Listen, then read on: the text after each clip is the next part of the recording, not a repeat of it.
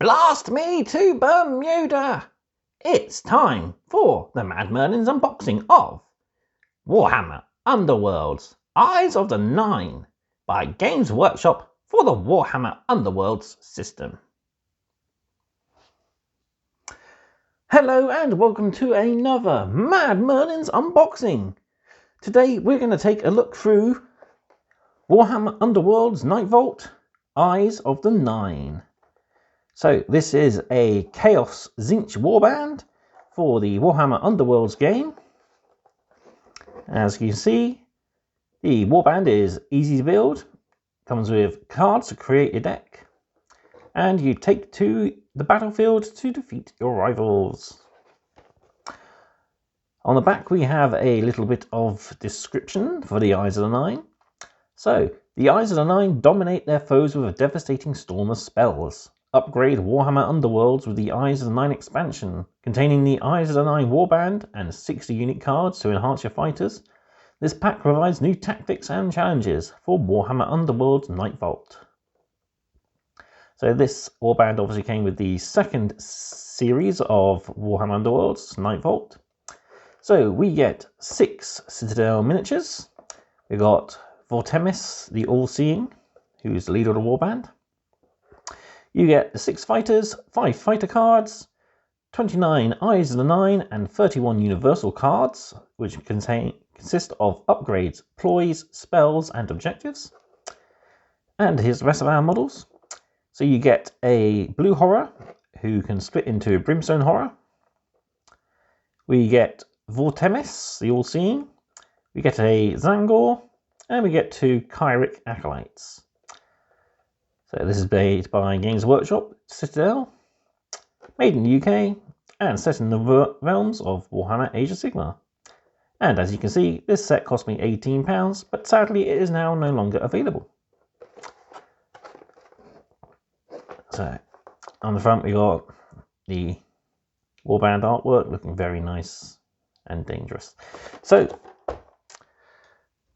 let's open this bad boy up, or bad bird, as it's Tzeentch.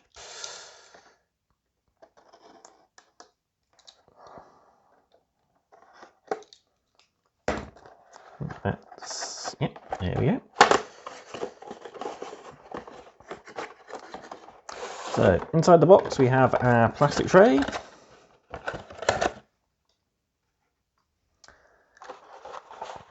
So we get 2 frames of models, our instruction guide, our unique Eyes of the Nine deck of cards, and a set of bonus cards which can be used by any warband. So let's look at the models first, the instructions, and then the cards.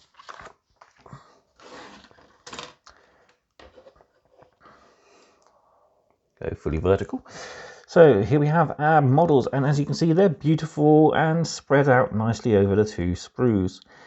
Each model has a unique base, which again is filled with some nice detail. There's little swirling vortexes, loads of stones which you can paint up in a variety of colours to show the ever-changing realm of Tzeentch. So let's have a quick close-up look here. So we've got the Zangor with his greatsword. We got the main body, front, and the arm and the head there for our leader. And we've got the Zangor's back and front as well. And also on the flip side we've got our Brimstone Horrors, looking very cheeky. On the second sprue we got our 2 Kyric Acolytes. You have 1 female and 1 male. And we have our Pink Horror, who is made of 3 components: 19 his main body, 20 his tongue, and 18 his front of the face, his beak, and his leg. Sorry, not Pink Horror, Blue Horror. This guy lost his friend long ago. You can see the Kyric Acolytes are in a nice, very active, flowing pose.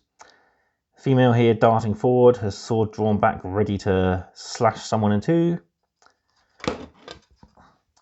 We've got the male acolyte here who's reaching out with his free hand. His shield is slung over his back, and he's getting ready to use sort of a sickle-like blade to cut up anyone in the name of Tzeentch. I'll have a quick flick over the instructions. So, as we know already, these models are push fit, and as such, they're very minimal components and go together nice and easily. So we got the female acolyte who's got her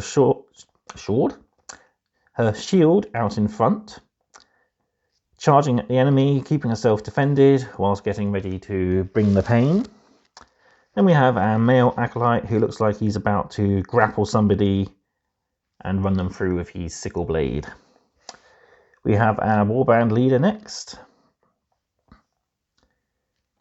who's made out of parts 13, 14, 15, 16 and base 17. He looks very menacing, stepping forward, casting a spell. We have our Zangor champion with his big two-handed greatsword. Looks really nice and intimidating. I'm guessing he's going to be the muscle of the group. And lastly, we have our Brimstone and Blue Horrors. And we have a nice picture at the bottom of all our models built and painted. So, our first set of cards.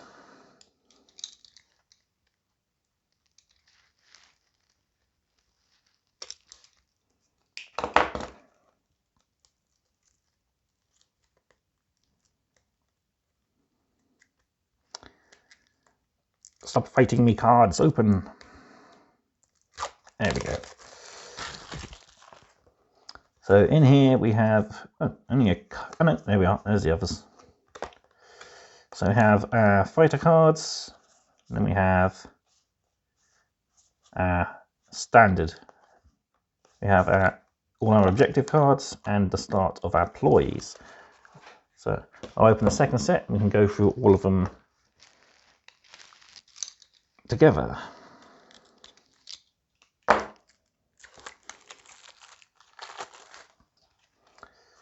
So yeah, we got Tzeentch cards, so exclusive to the warband, and then we got generic ones that can be used by any.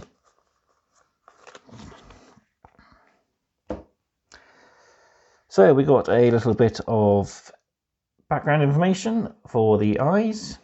You can pause that there to read if you'd like. And on the back we got the warband symbol and that front box artwork.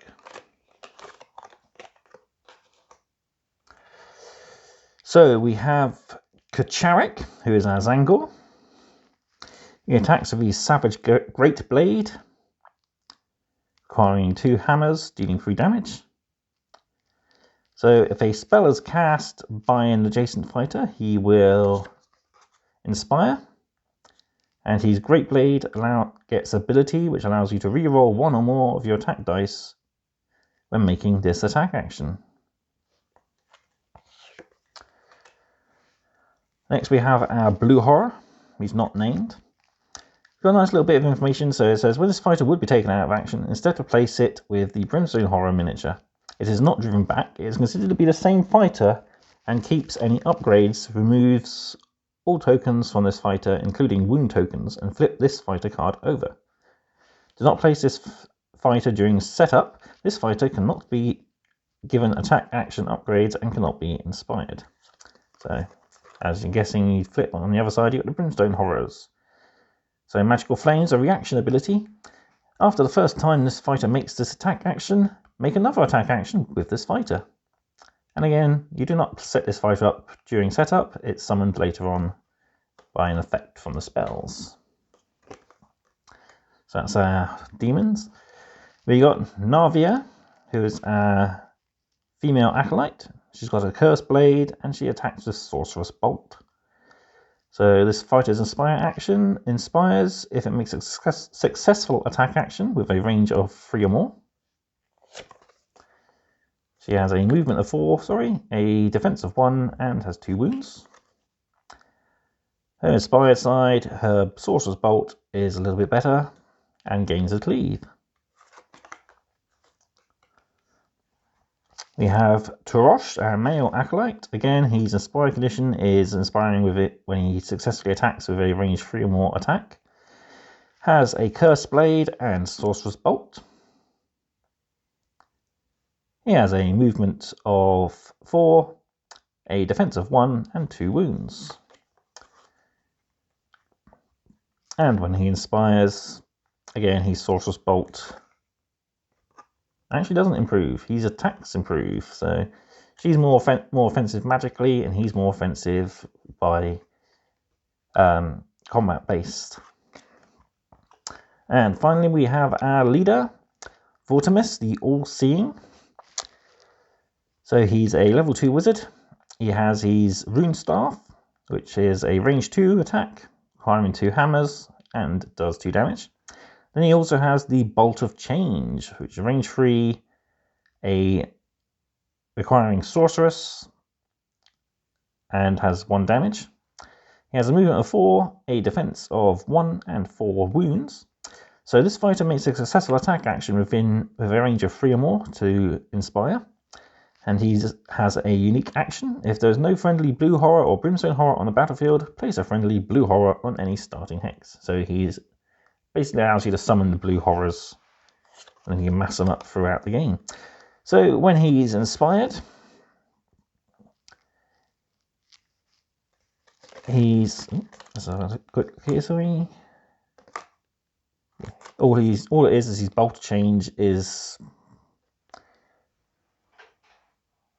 up to 2 damage, and he has 2 defense this time. So there we have him. Alright, next we'll go through the objective cards very quickly. So we have Agents of Change for 2 glory, Bind the City for 2 glory, Chosen by Destiny for 1 glory, Eyes of the Master for 1, Harness Knowledge for 1, Master of Magic for 1, Rising Inferno for 1, Summoner for 1, so score this immediately the second or subsequent time you summon a blue horror with Vortimus's action. Ultimate Change for 1, Acolyte of the Cataphragms for 1+. So score this in the third end phase if you have at least 1 surviving friendly fighter that has at least 1 Cataphragm tome. Choose a surviving friendly fighter, gain 1 glory point for each Cataphragm tome that fighter has. Charmed Life for 2 glory, Finish Them for 1, Fired Up for 1, Great Gains for 2, Loner for 1. Ooh, that's a nice Skaven one. I think that will go into my Skaven deck. On a Roll for 2, Sorcerer's Retort for 1, Tactical Supremacy 1 to 4 for 2, Tempting Target for 1, and What Armor for 1. And we'll have a quick flick through ploys, spells, and upgrades. So we have Blessing of Zinch, which is an innate spell ploy, Bound by Fate, Deceitful Step, or Deceitful Step even, not deceitful, Driven by Ambition, Eidetic Memory, oh man, I'm really bad at reading today, Eidetic Memory, Malicious Flames, Ravenous Flame, Shield of Fate, Stolen Fate, Racking Change, Arcanite Shield, nice equipment card, can only be given to Turoshi, so changing its defense characteristic to Shield instead of Evade. Bizarre Capering,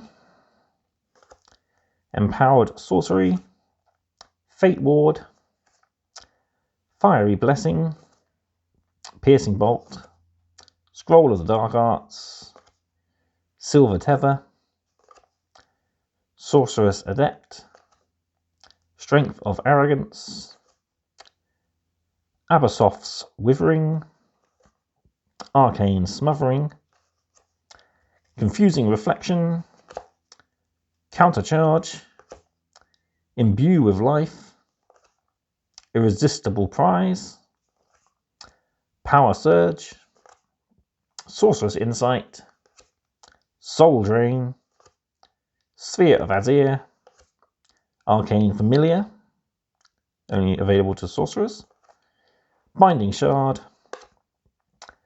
Gallant's Courage, the Nullstone Hammer, ooh, that looks nice, Potion of Clarity, Ritual Dagger, Seeking Stones, the Shifting Map, Sudden Growth, and Tome of Diseases.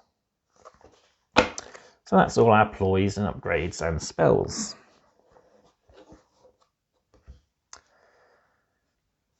So there we have it. That will be the end of the review. And like I said at the start, this warband is sadly unavailable anymore, but if you do find it in a local store like I did, I suggest picking it up if you are a fan of Tzeentch. I've heard a few things from the community page that these guys play really well, so I'm looking forward to using them in a match at some point. My Skaven tend to be the guinea pig, or should I say guinea rat, for the test subjects for armies. So it'll be fun to see how these guys work.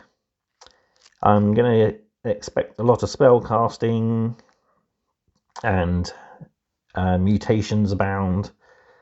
So it'll be fun to see how they work. I would definitely recommend picking this up if you can find it, like I said. It's a great little warband, and it'll be a joy for any painter, as there is a good selection of different styles and textures within it. So you get 2 demons in the form of the Blue Horror and the Brimstone Horror. You get a couple of Mortal Acolytes. You get a Beastman, and you also get a Possessed Mortal. So it's a very nice combination of different infantry types, and it'll give you a good challenge to paint, I think, because there's some nice different textures. You got the green feathers there, you got the blue, pink, purple feathers there. You got the loincloths, you got the flame effects on the brimstones and in the blue horrors. So yeah, I can't wait to paint these guys. So that is it. I'd like to thank you for watching. This has been the unboxing of the Warhammer Underworlds Eyes of the Nine. I'd like to thank you for watching, which I've already said. Be sure to like, comment, share and subscribe for more mad content. Also, if you'd like to support the channel, there's a Buy Me a Coffee link as well as an affiliate link in the description down below, and links to my social medias. So, I've been Merlin, I'm quite mad about painting, and goodbye.